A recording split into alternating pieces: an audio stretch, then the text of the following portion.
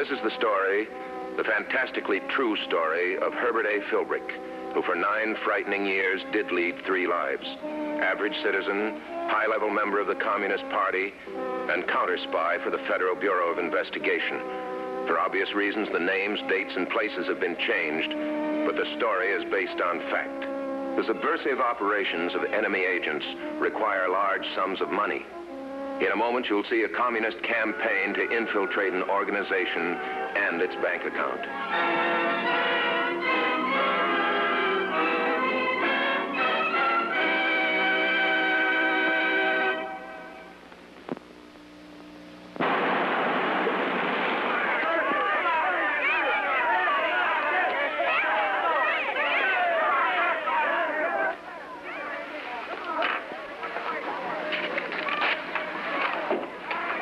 Mr. Vance, over $10,000. I'd say your campaign was off to a fine start. Thank you, Mr. Nichols.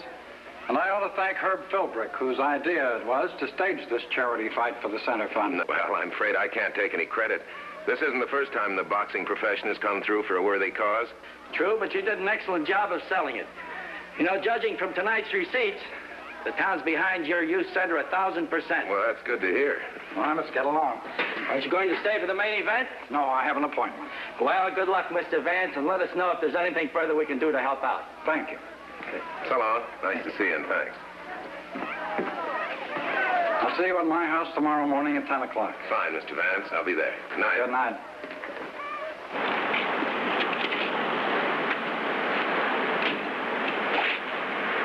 Hello, comrade. I see your boxing show went over big. Yeah, big. Where'd you come from? I've been waiting for you. Oh, you surprised me. Well, I'm surprised at your surprise, Herb. Didn't you think the Communist Party would be interested in your little project? Well, this isn't my project, precisely. I know, Mr. Vance is fronting for it. However, all this is beside the point. The fact is, you are trying to raise money to build a youth center. A boon to the underprivileged kid. Solid goal, Herb. Just like Mr. Vance and the other do-gooders you put on your team. I want you to know that the Communist Party is not only for you in this enterprise, they're with you. You mean the Communist Party is going to make a contribution? In a sense, yes. We're going to be in this money-raising campaign with you. And when the center is built, we want to place key members on its staff. Let me put it this way, Herb. The party can win every other battle and yet lose a victory. To capture the minds, the imaginations, and loyalty of the youth. There must be young communists coming up all the time. Yeah. I'll keep in touch with you.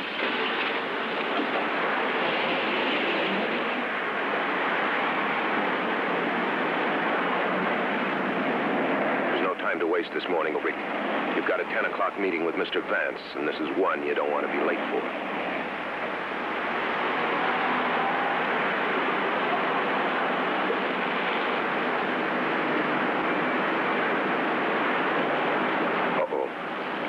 Company, or that man back there so fascinated with the way you drive that he can't let you out of his sight. Whoever he is, friend or comrade, he's in for a very disappointing time. This is no secret mission. Maybe if I slowed down, we could talk it over, save him the trouble.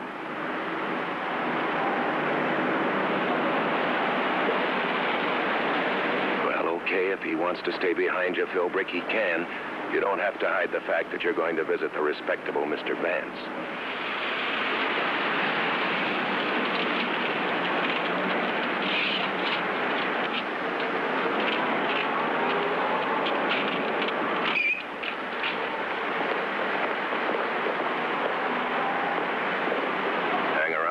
Chum. I'll be out and we'll continue our little sightseeing tour.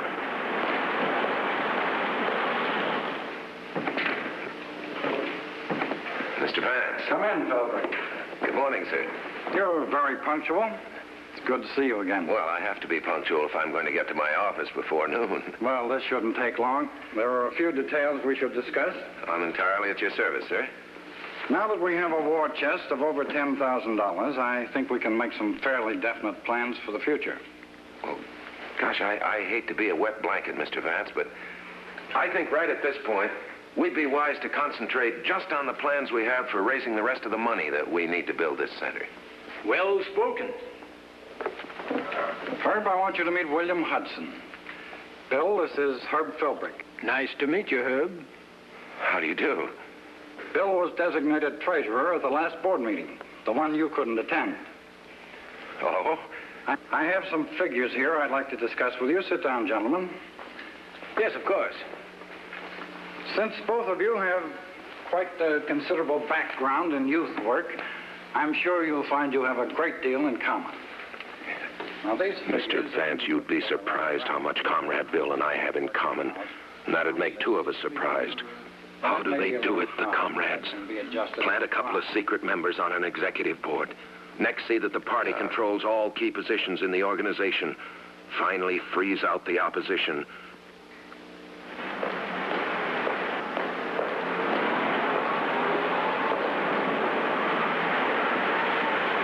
I'd forgotten about you, but I see you haven't forgotten about me.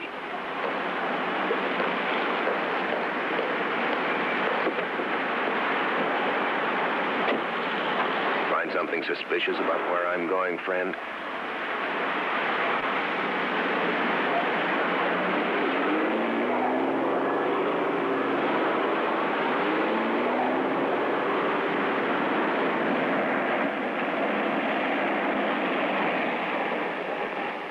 A man can be perfectly healthy looking and still need a doctor.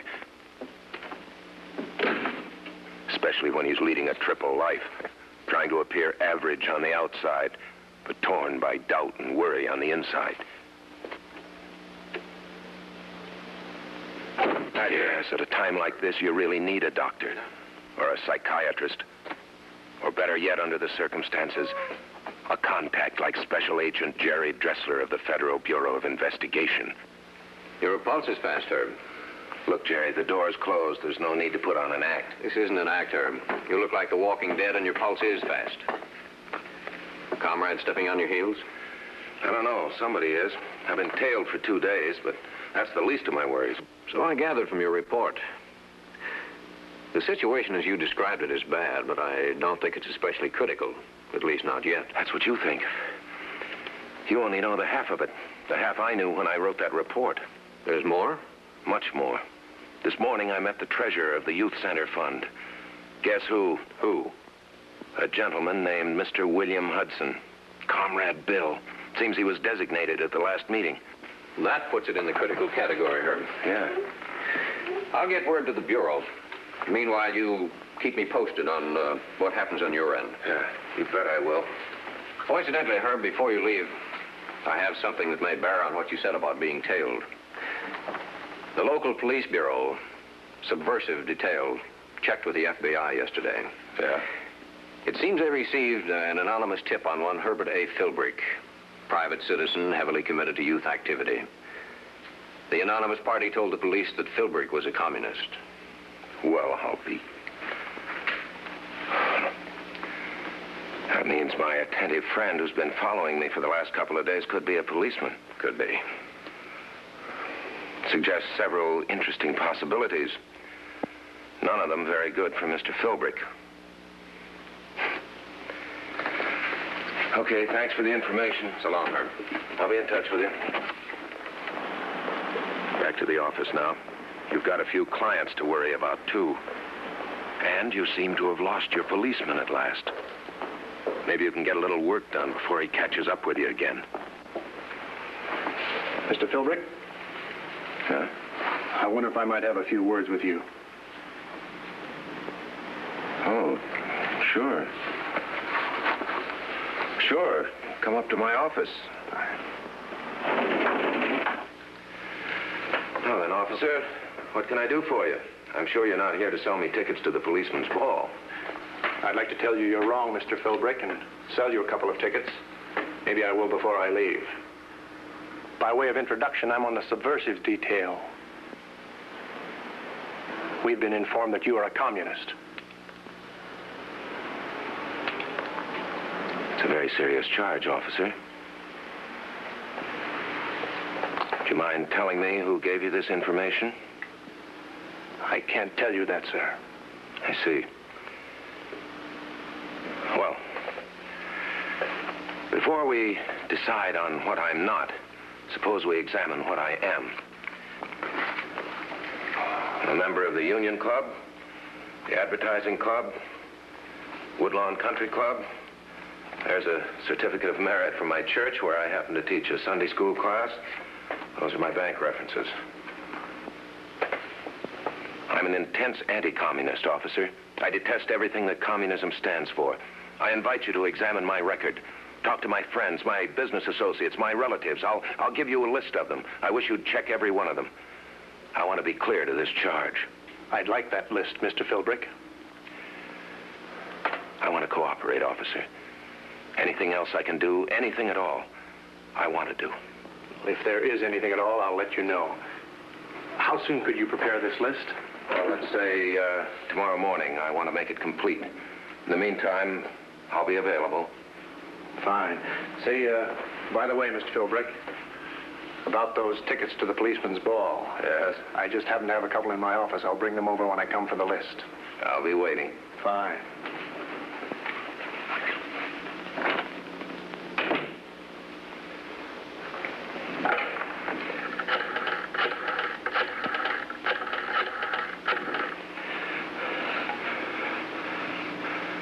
Hello, Bill.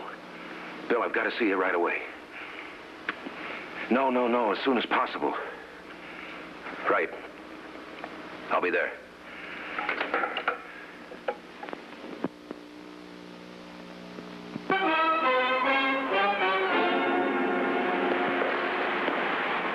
Comrade Bill chose this as a rendezvous. Not a very private one to tell him what I have to tell him, but of course he hasn't any idea what he's going to hear. Not like Comrade Bill to be late either. Wonder what happened to him.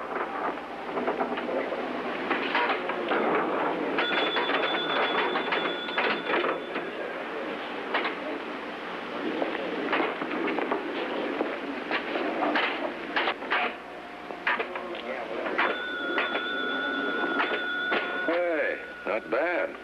Look at that score. Yeah, not bad for an amateur. Say, they got a couple of nickels? Yeah, I may have. I want to see if I can do that again. What's your problem, Herb? Big one. I'm in trouble. Yeah, what kind of trouble? Police anti-red squad. They're investigating me. Hey, look at that, eh? Maybe you didn't hear what I said. The police I heard what you said. Tell me more. They've been tailing me for a couple of days. Today, a cop came to my office, laid it on the line. Someone tipped them off I'm a communist. How'd you handle it? How would I handle it? I denied everything, offered to cooperate. I told them that... I think you'd do better with a little more body English. Well, you might be right.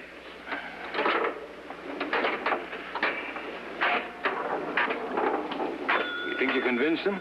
I think so, but I'm not sure. Anyway, I'm scared stiff. I've got to become inconspicuous. I've got to drop out of all activities, party and non-party. The first thing I've got to do is drop out of this youth center campaign. That would be very unwise, Herb.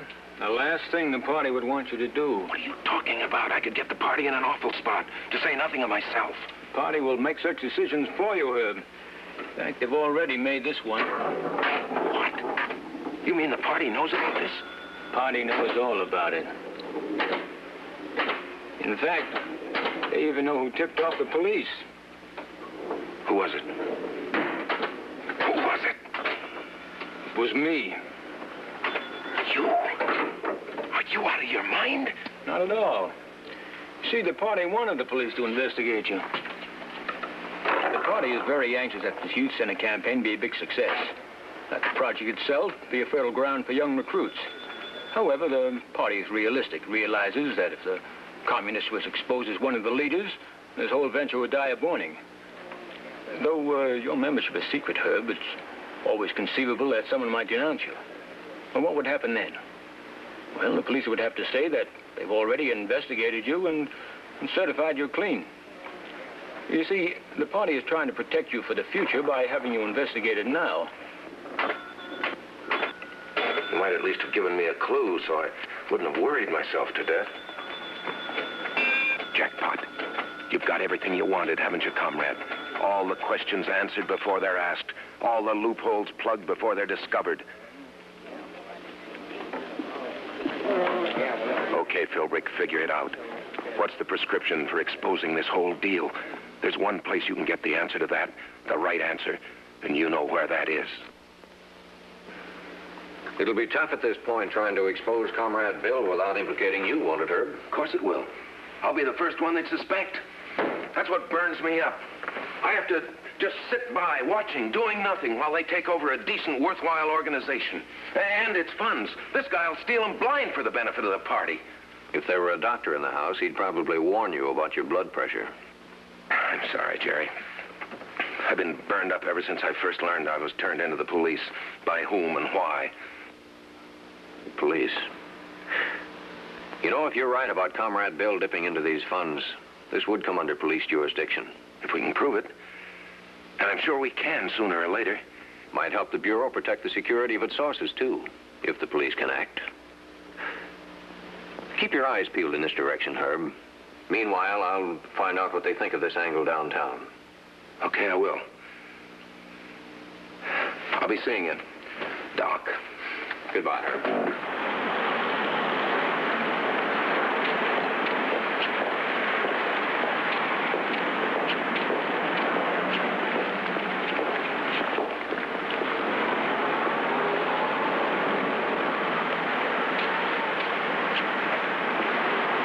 Small world, isn't it, Philbrick? Or is it? Comrade Bill's not on this corner by pure luck, you can bet your bottom dollar. I'm lucky to find you. Come with me. What's up? We've got to get out a mailing right away. Oh, something new? The campaign plan doesn't call for a mailing. Plan's been changed. The letter is needed immediately. Bring us some money. You were to write it, comrade. Okay, I'll be glad to, but... Well, does Vance know about this? Is his board approved? Vance doesn't know about it, and it's not going to. As a matter of fact, this whole thing's a result of Vance's nosiness. The party doesn't want any more of it.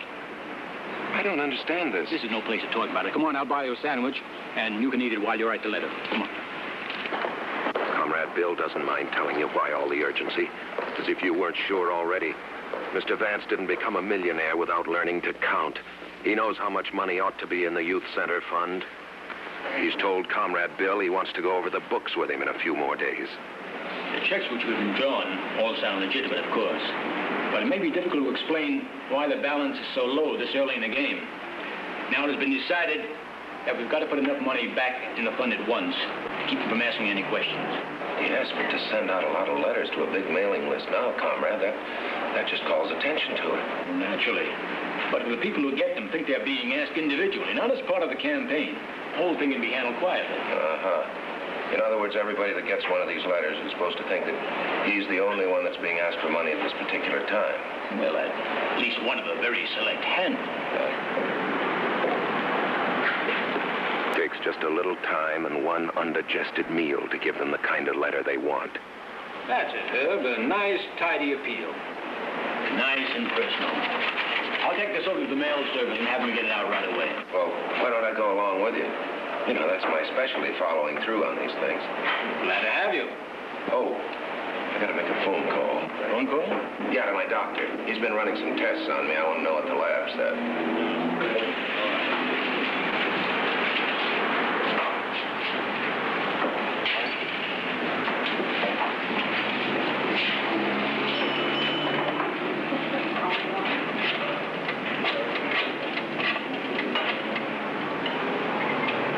The doctor in, please.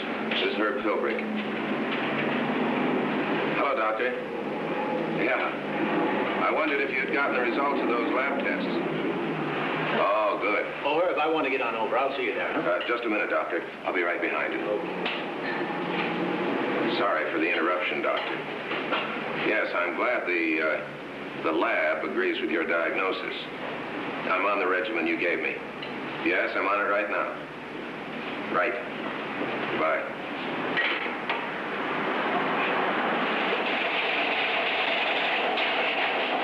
Smart comrades. As usual, play it smart. Pick the right letter service. Honest, open, above board. Nobody could possibly suspect.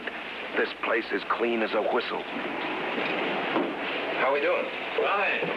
I'm having the girls set up the return envelopes now. Huh? I'm having the money sent direct to our account at Mid-State Savings.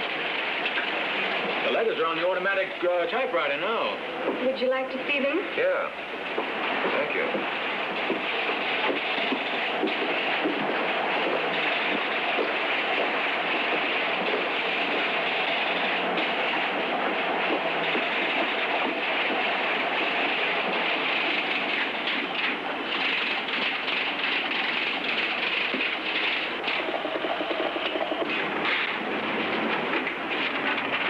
How's it look?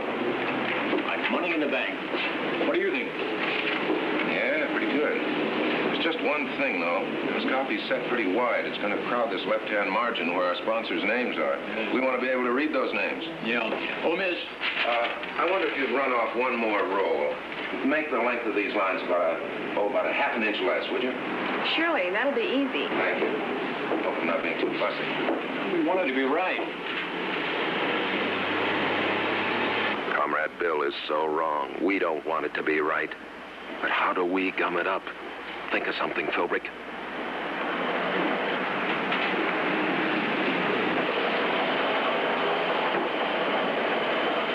My briefcase. Yeah. Get going, Philbrick. It's a long chance, but it's about the only one you'll get. This has got to be fast. It's got to be right. Just take 2 letters out of savings and slip 1 new letter in.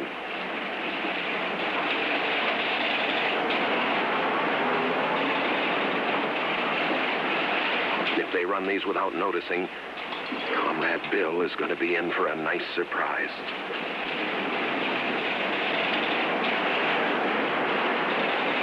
Reed's Mid-State Sanding Company.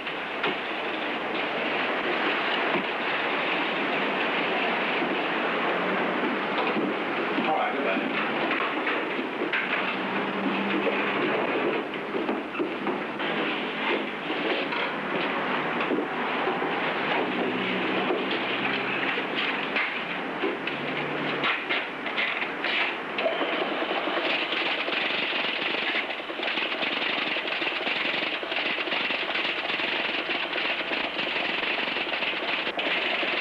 This'll do the trick. Yeah, it sure should.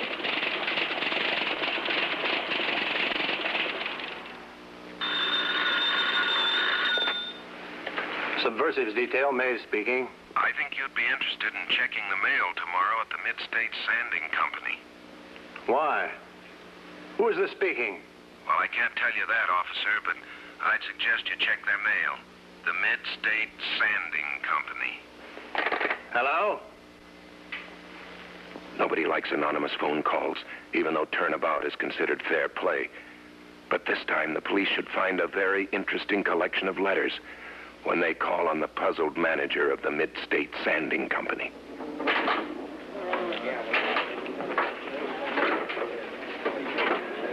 Oh, hi. I'm beating your time. Go right ahead. Heard what's happened, of course. Oh, I saw the newspapers. I got a call from Vance. He's talking about reorganization, but no details. What did happen? The return envelopes.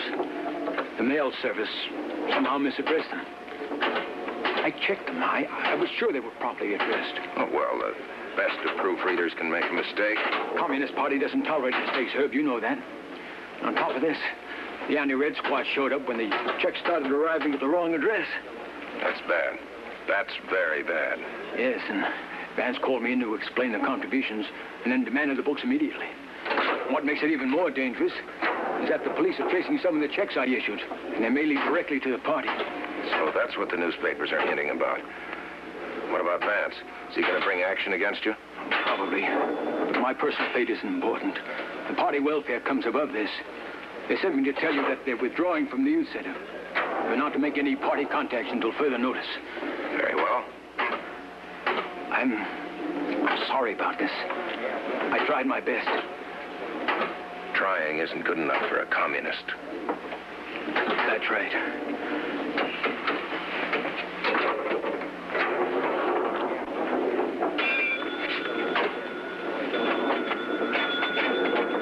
Jackpot. This time for the youth center, Philbrick. And for all the decent, hopeful people who'll be glad to see it grow and flourish without benefit of the Communist Party of the USA. As the contributions were misdirected, the communist plot was exposed to the public. The party's effort to dominate the youth center and control its finances was brought to an end. Next week, we'll bring you another story from the files of Herbert A. Philbrick. The kind of story that could only be told by a man who for 9 fantastic years served as a counter spy for the Federal Bureau of Investigation.